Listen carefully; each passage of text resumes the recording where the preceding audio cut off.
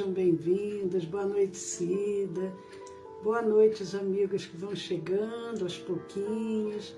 Boa noite, a equipe espiritual de Dr. Bezerra de Menezes, benfeitor espiritual da nossa Casa Espírita. Eu sou Leila Rocha de Oliveira, do Centro de Estudos Espíritas Allan Kardec, aqui da cidade de Olambra, cidade do interior de São Paulo. É uma alegria estarmos juntos, como todas as terças-feiras, às 20 horas.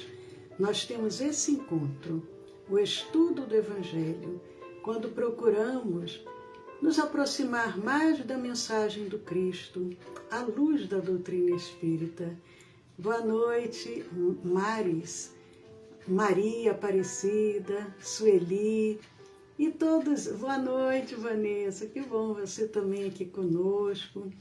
Nós vamos, para entrar nesse clima espiritual, nós vamos ler um pequeno trecho do livro Vinha de Luz, pelo benfeitor Emmanuel e Francisco Cândido Xavier.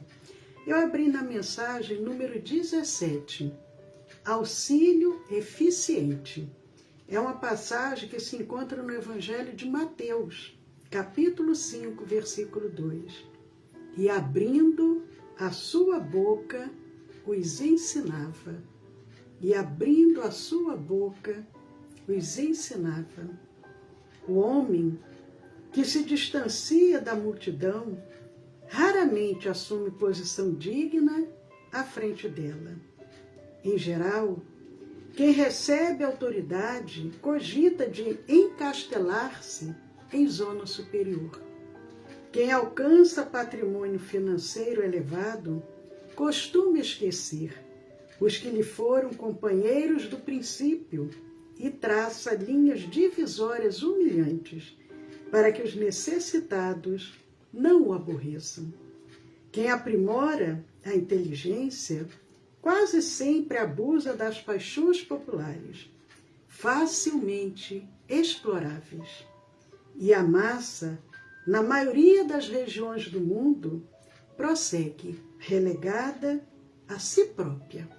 Lembrando que o título da mensagem é Auxílio Eficiente. E o benfeitor continua. A política inferior converte-a em joguete de manobra comum. O comércio desleal, o intelectualismo vaidoso, de época em época. A multidão é sempre objeto de escárnio ou desprezo. Raríssimos são os homens que ajudam a multidão a escalar o monte iluminativo. Jesus, porém, traçou o programa desejável, instituindo o auxílio eficiente. Observando que os filhos do povo se aproximavam dele, começou a ensinar-lhes o caminho reto, dando-nos a perceber que a obra educativa da multidão desafia os religiosos e cientistas de todos os tempos. Quem se honra, pois, de servir a Jesus, imite-lhe o exemplo, ajude o irmão mais próximo a dignificar a vida, a edificar-se pelo trabalho sadio e a sentir-se melhor. É o convite, trabalharmos aliviando as dores, auxiliando. Senhor, com alegria em nossos corações por estarmos aqui reunidos esta noite, nós só podemos dizer muito obrigado e te pedir, Senhor Jesus, que teus raios divinos possam chegar até nós, tocando no íntimo dos nossos corações e que possamos sentir todo este amor a nos envolver, a nos fortalecer. Sê conosco, Senhor, agora e sempre. Que bom estarmos juntos, cumprimentando a todos que vão chegando, sintam-se abraçados. E nós vamos dar continuidade ao nosso estudo do Evangelho nós estamos estudando semanalmente o Evangelho segundo o Espiritismo. E nós hoje vamos dar continuidade ao capítulo 5, Bem-aventurados os aflitos. Semana passada nós vimos as instruções dos Espíritos, começando com Lacordaire. E hoje nós vamos ver uma mensagem de Santo Agostinho. Essa mensagem foi dada em Paris, em 1863. Santo Agostinho vem falando sobre o mal e o remédio. É o capítulo 5, item 19. Para aqueles que estão nos acompanhando com seus evangelhos, é o capítulo 5, item 19.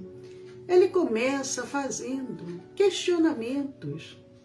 Será a terra um lugar de gozo? Um paraíso de delícias? Já não ressoa mais aos vossos ouvidos a voz do profeta? Não proclamou ele que haveria prantos e ranger de dentes para os que nascessem nesse vale de dores? Ele faz 3 questionamentos, dizendo: será que a terra é um lugar de felicidade? Será que nós conseguimos trazer na acústica da nossa alma a mensagem do Evangelho? Será que nós conseguimos compreender que aqui ainda é um planeta de provas e expiações, aonde haveria prantos e ranger de dentes, como nos disse Jesus e transcrito pelos evangelistas? E o Santo Agostinho prossegue: esperai, pois, todos vós que aí viveis, causticantes lágrimas e amargo sofrer, e por mais agudas e profundas sejam as vossas dores, volvei o olhar para o céu, e bendizei do Senhor, por ter querido experimentar-vos. Santo Agostinho nos traz um texto forte.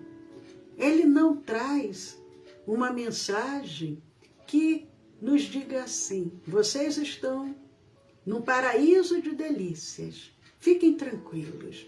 Se vocês já conhecem, já compreendem, já buscam a essência da mensagem do Cristo, a vida de vocês será de muita tranquilidade, de muita harmonia, de muita paz. Não. Ele diz: estamos num planeta ainda de muitas dores e nós devemos esperar o quê? As lágrimas, o sofrimento, as dores, mas nós não devemos desesperar. Nós devemos olhar para o céu, olhar de uma forma figurativa. Podemos sentir no nosso coração, mas dizer: Senhor, seja feita a tua vontade. Bendizei, diz ele, bendizei ao Senhor por ter querido experimentar-vos. Em geral, o professor aplica uma prova mais difícil para os alunos que ele já percebe que tem condições de entender, de compreender, de responder. Inclusive, existem escolas que os alunos são separados pelo desempenho. Eles estão na mesma série, mas tem a turma daqueles que têm mais facilidade, tem aqueles que vão para uma turma de mediana facilidade e tem a turma dos que estão com muitas dificuldades. Todos encontram-se na mesma série, mas são divididos por aquela condição, no caso de uma escola, intelectual. Mas aqui Santo Agostinho diz: aqueles que são testados e que as lágrimas causticantes, as lágrimas quentes rolam o sofrimento rola, é porque Deus já percebe que aquele já tem condições de começar a evoluir e a ir quitando também os seus débitos. Mas ele prossegue: ó homens, dar-se-á não reconheçais o poder do vosso Senhor, senão quando ele vos haja curado as chagas do corpo e coroado de beatitude os vossos dias? E em geral nós somos assim. Nós somos assim.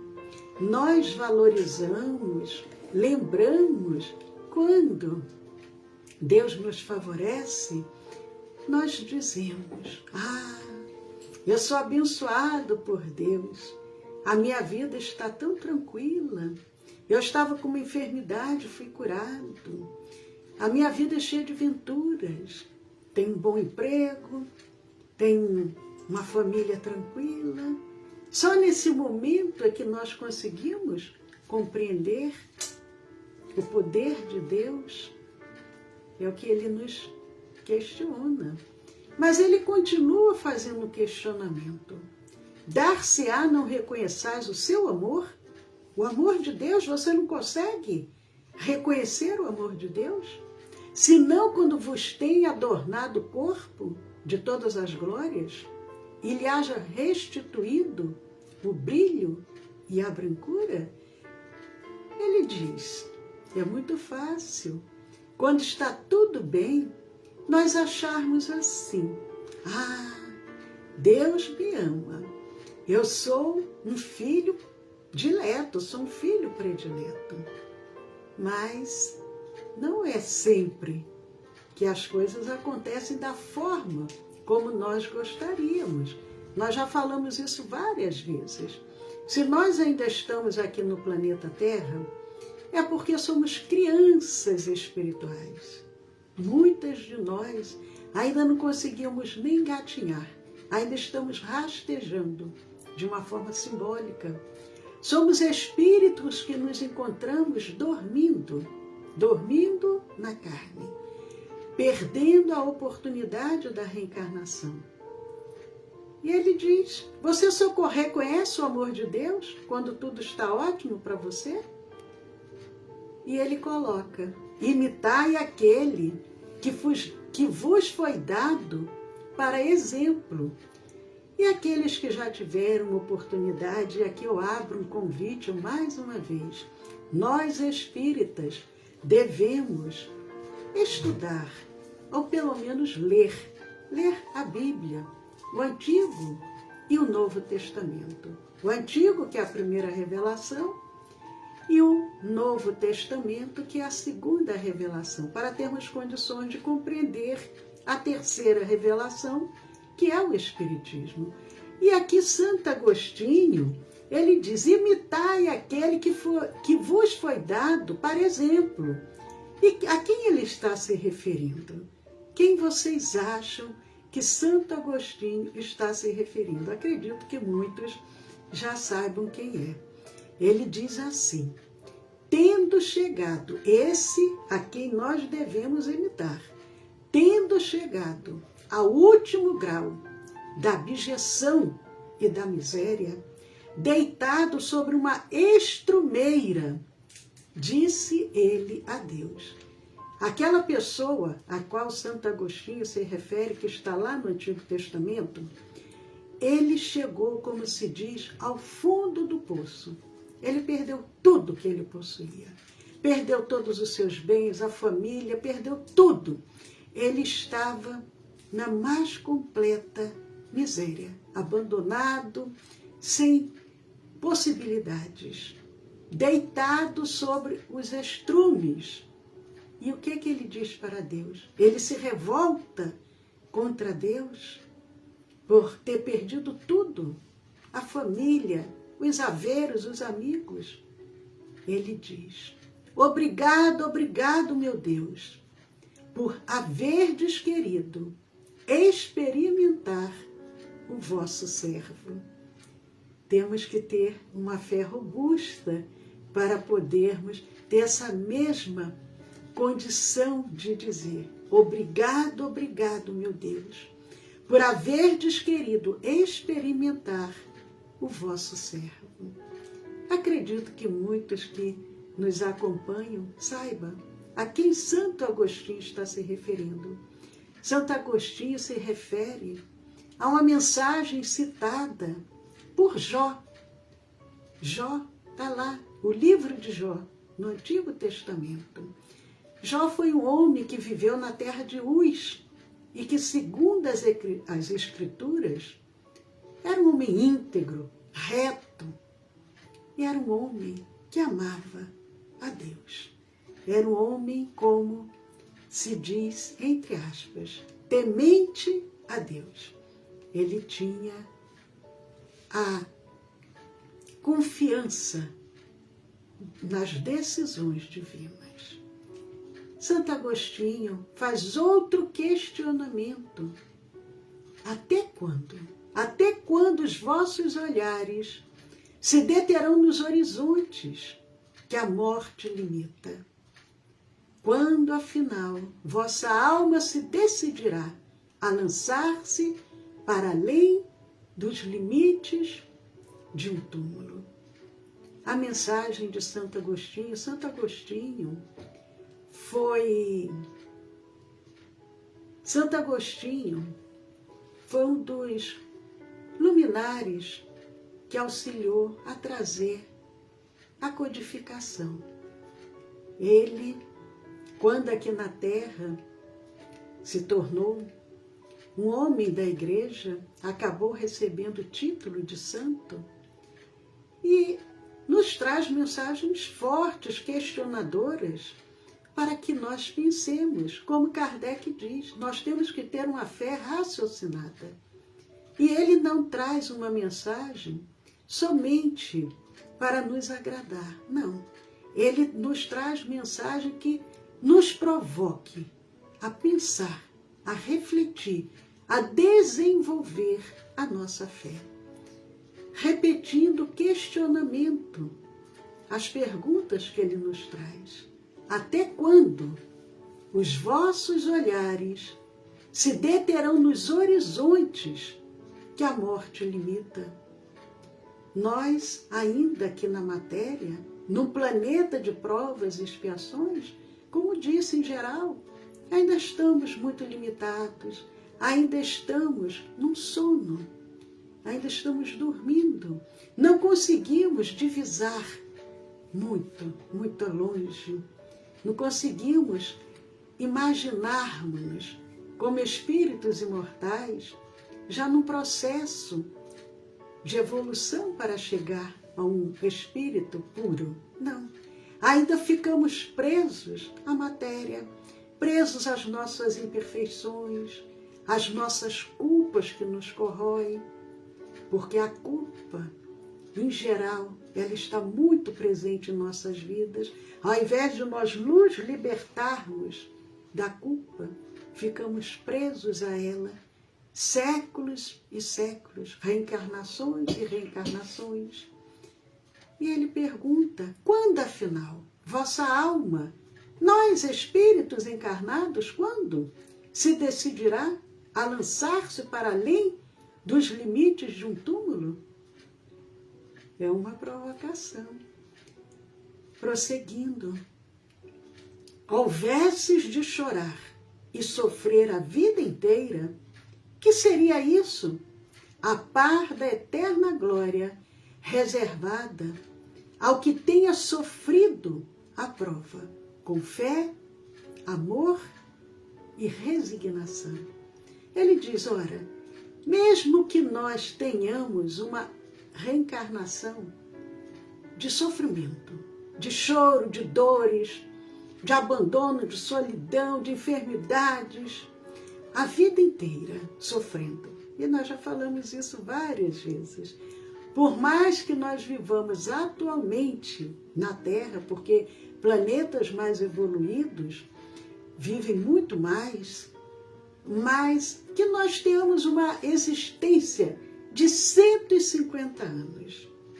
Se nós passamos essa existência com fé, com amor, com resignação, ele pergunta, O que seria isso, 150 anos, diante de uma glória reservada? Diante de sabermos, venci a prova, tenho condições de prosseguir, como aquele aluno que é submetido a uma prova rigorosa e ele é bem-sucedido. Mas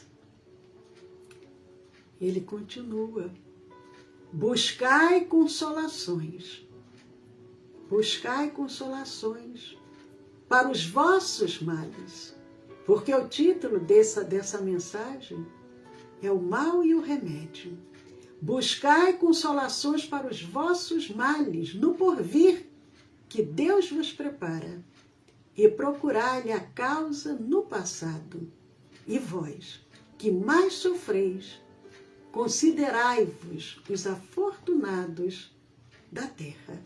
Nós estamos no capítulo 5 de O Evangelho segundo o Espiritismo, no item 19. Mas nós vimos nos itens anteriores, comentários de Kardec, quando ele fala das provas, dos nossos sofrimentos e expiações em função do passado ou em função da nossa conduta atual.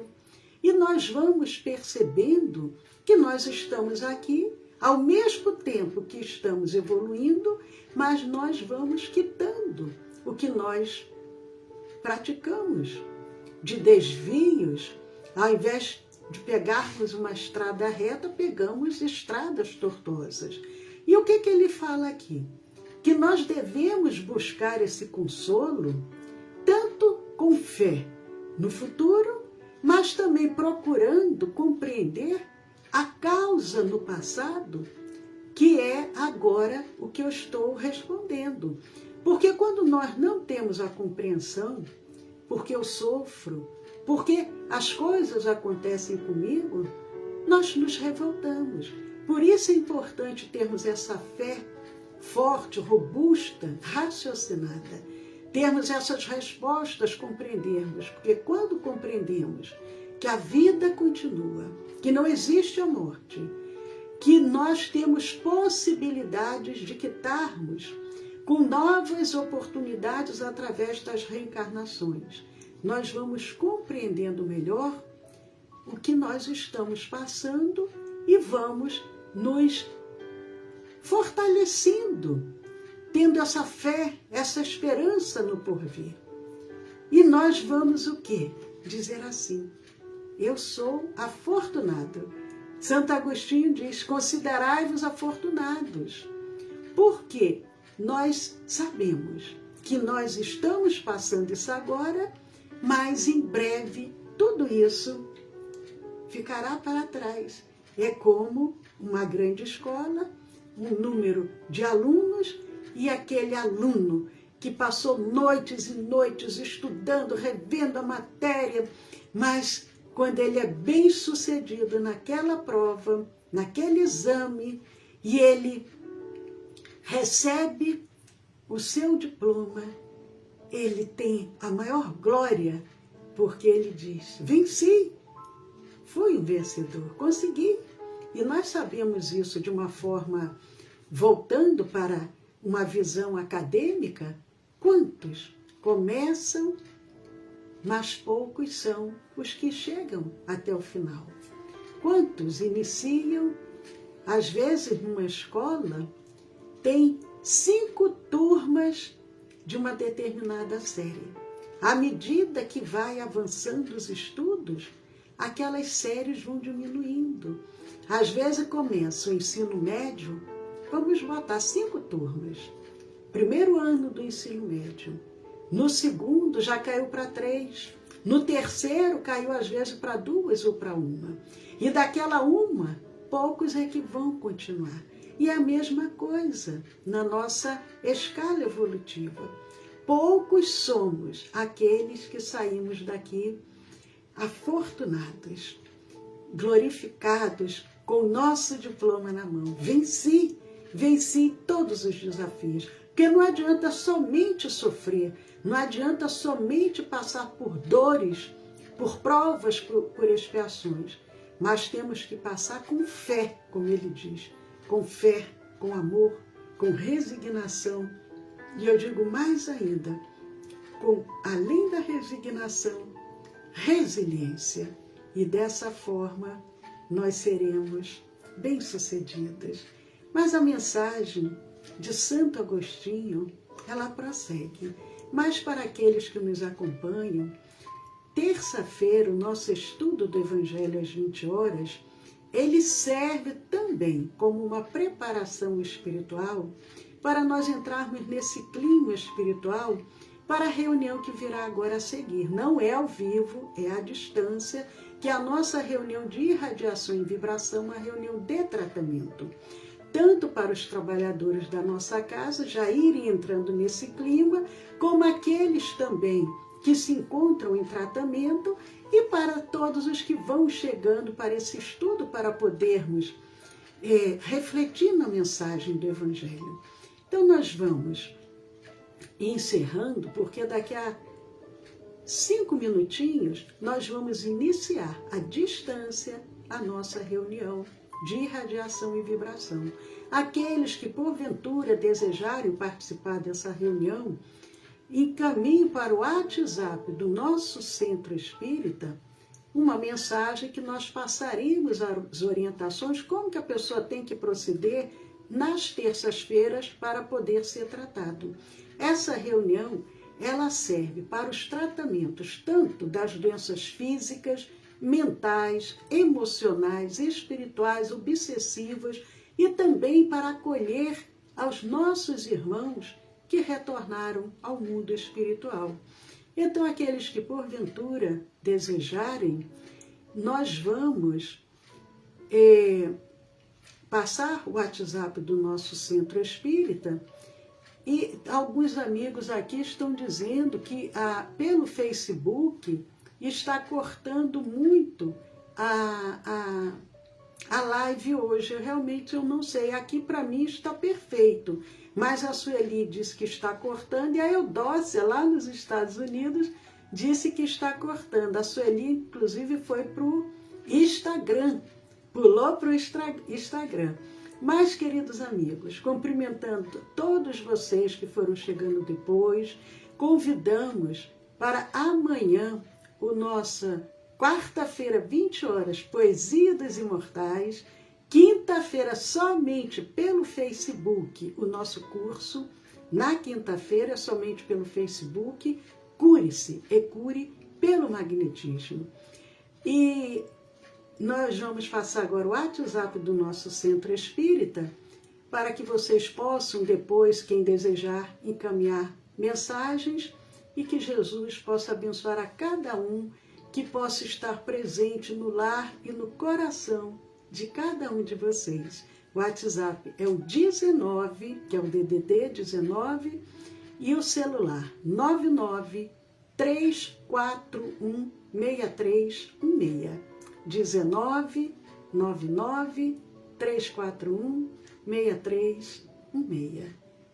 Paz a todos, e aqueles que vão participar como trabalhadores da nossa casa já podem começar a acessar o nosso link, que daqui a 2 minutinhos estaremos juntos. Um momentinho só, paz a todos, mais 2 minutinhos.